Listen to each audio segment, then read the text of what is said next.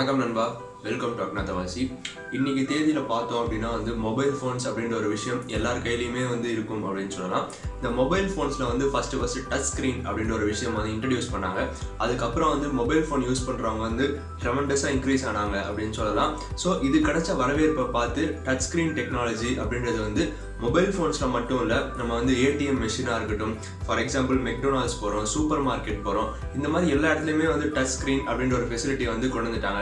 So இந்த வீடியோவில் touch screen அப்படின்ற ஒரு விஷயம் எப்படி ஒர்க் ஆகுது நம்மளோட மொபைலில் இருக்கிறது, ப்ளஸ் இந்த டச் ஸ்க்ரீன் டெக்னாலஜி அப்படின்றது சூப்பர் ஃபாஸ்ட் கார்ஸ், அதாவது எலக்ட்ரிக்கல் கார்ஸ், எலக்ட்ரிக் பைக்ஸ், இது எல்லாமே சூப்பர் ஃபாஸ்ட்டாக இயங்கும். இதுலேயுமே இந்த மொபைல் ஃபோன் டச் ஸ்க்ரீனில் என்ன ஒரு டெக்னாலஜி யூஸ் பண்ணுறாங்களோ அதே டெக்னாலஜி தான் யூஸ் பண்ணுறாங்க. இதை பற்றி தான் இந்த வீடியோவில் பார்க்க போகிறோம். வீடியோக்குள்ளே போகிறதுக்கு முன்னாடி நம்ம சேனலை சப்ஸ்கிரைப் பண்ணலாம் மறக்காமல் பண்ணிக்கோங்க. பெல் சிம்பிள் ப்ரெஸ் பண்ணிக்கிட்டீங்க அப்படின்னா உங்களுக்கு நோட்டிஃபிகேஷன்ஸ் எல்லாமே உடனுக்குடனாக சேரும். வீடியோக்குள்ளே போகலாம் வாங்க.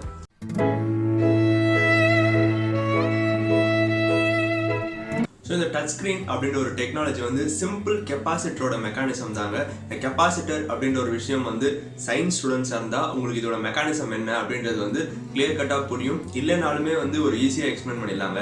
சார்ஜ் அப்படின்னா என்ன அப்படின்னு உங்கள் எல்லாருக்குமே தெரியும். சார்ஜ் இப்போ நம்மளோட பாடியில் இருக்குது, நம்மளோட கையில் இருக்குது, இப்போ நீங்கள் பார்த்துட்டு இருக்க டிவைஸில் இருக்குது அப்படின்னே சொல்லலாம். ஸோ இந்த சார்ஜ் அப்படின்னும் போது இதை ரெண்டு கேட்டகரியாக பிரிப்போம். Positive charge, negative charge. So positive இப்படி சேர்ந்தது அப்படின்னா ரிப்பல் ஆகிடும், நெகட்டிவ் சேர்ந்தது அப்படின்னா ரிப்பல் ஆகிடும்.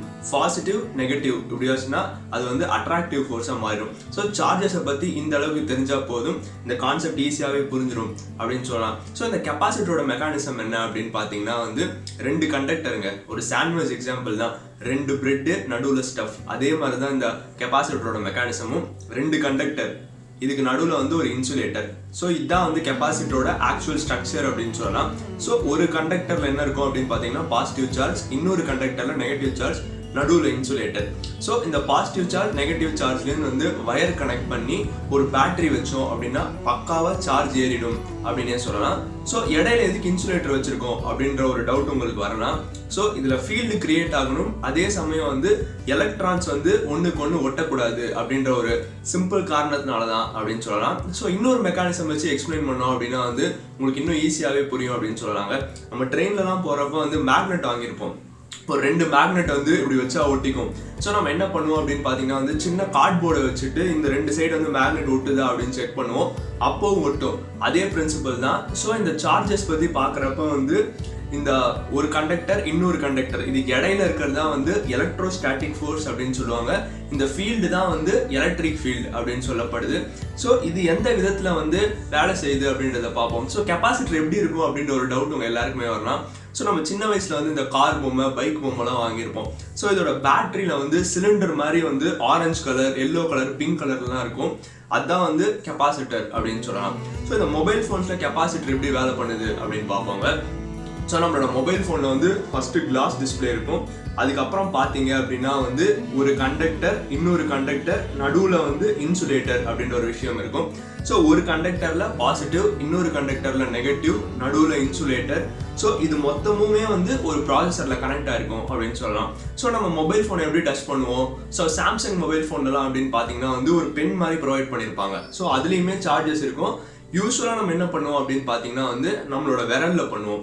ஸோ ஃபார் எக்ஸாம்பிள் நம்ம விரலில் பாசிட்டிவ் சார்ஜ் இருக்குது, உங்கள் டிவைஸு, அது கீழே ஒரு கண்டக்டர், அது கீழே ஒரு இன்சுலேட்டர், அது கீழே இன்னொரு கண்டக்டர். ஸோ மேலே இருக்க கண்டக்டரில் பாசிட்டிவ் இருக்குது, இங்கேயும் பாசிட்டிவ் இருக்குது அப்படின்னா ரெண்டு இடமும் படுறப்ப ஒரு ரிப்பல்சிவ் ஃபோர்ஸ் நடக்கும். நம்ம முன்னாடியே சொல்லியிருந்தோம் பாசிட்டிவ் வந்தால் ரிப்பல்சிவ் ஃபோர்ஸ் அப்படின்னு.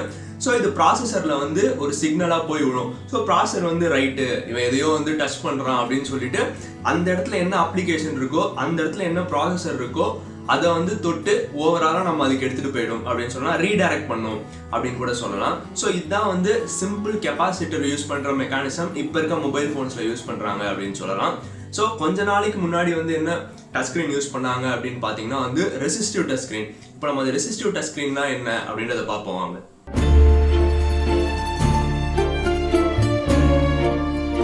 ஸோ கொஞ்ச நாளைக்கு முன்னாடி யூஸ் பண்ணிட்டு இருந்த ஃபோன்ஸ்லாம் பார்த்தீங்கன்னா வந்து ரெசிஸ்டிவ் டச் ஸ்க்ரீன் அப்படின்ற ஒரு டச் ஸ்க்ரீன் தான் யூஸ் பண்ணிட்டு இருந்தாங்க. இதோட மெக்கானிசமே மோரார்ல சிமிலருங்க. இதே மாதிரி தான் 2 கண்டக்டர் நடுவில் வந்து ஒரு இன்சுலேட்டர் இருக்கும். பட் ஒரு சின்ன சேஞ்ச் என்ன அப்படின்னு பார்த்தீங்கன்னா வந்து நம்ம இந்த கண்டக்டர் மேலே இருக்கிறத ஒன்று தொடும்போது வந்து இன்சுலேட்டர் இன்னொரு கண்டக்டர் மொத்தமாகவே வந்து ப்ரெஸ் ஆகும். இது ப்ரெஸ் ஆனதுக்கு அப்புறம் வந்து ஒரு மாற்றம் நடக்குது அப்படின்னு சொல்லிட்டு பேட்டரி கிட்டயோ இல்லை ப்ராசஸர் கிட்டயோ போய் சொல்லணும். அதுக்கப்புறம் அது ரீடைரக்ட் பண்ணும் அப்படின்னு சொல்லலாம். ஸோ இதெல்லாம் இப்போ யூஸ் பண்ணுறாங்களாண்டா அப்படின்னு கேட்டால் வந்து யூஸ் பண்ணுறாங்க. எங்கே அப்படின்னு பார்த்தீங்கன்னா வந்து ஏடிஎம், சூப்பர் மார்க்கெட், ரயில்வே ஸ்டேஷன்லலாம் வந்து இதை யூஸ் பண்ணிட்டு இருக்காங்க. அதனாலேயே வந்து நம்ம ஃபோனெல்லாம் லைட்டாக ஜென்டிலாக ப்ரெஸ் பண்ணுவோம். அங்கே வந்து டப் அப்படின்னு வந்து கொஞ்சம் அழுத்தி ப்ரெஸ் பண்ணுவோம் அப்படின்னே சொல்லலாம். இந்த காரணத்தினால தான் அது நல்லா புஷ் கொடுத்தா தான் வந்து அது 2 இடமும் சேர்ந்து ஒரு ப்ராசஸ் கிரியேட் ஆகும் அப்படின்னே சொல்லலாம். ஸோ இது எந்த விதத்தில் வந்து இந்த எலக்ட்ரிக் கார்ஸ், சூப்பர் ஃபாஸ்ட் கார்ஸ்லாம் வந்து யூஸ் ஆகுது அப்படின்றத பார்ப்போம்.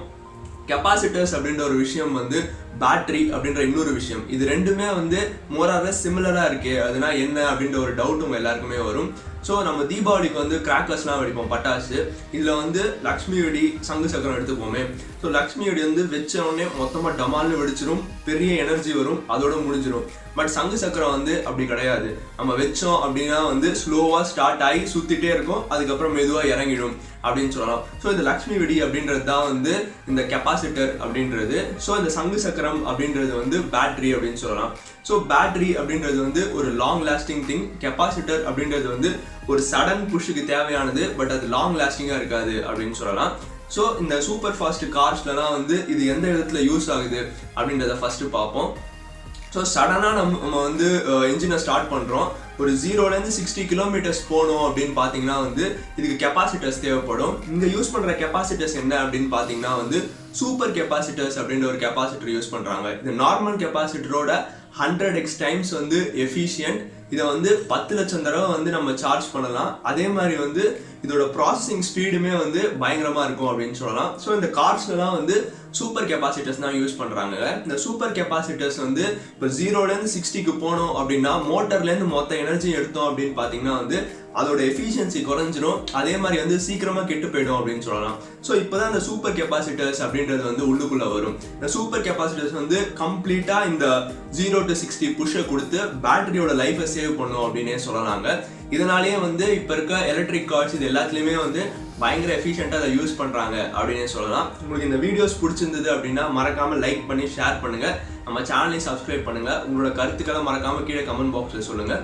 இன்னொரு வீடியோவில் நல்ல கண்டென்ட்டோட நான் மறுபடியும் மீட் பண்ணுறேன். Until then, bye from Hari.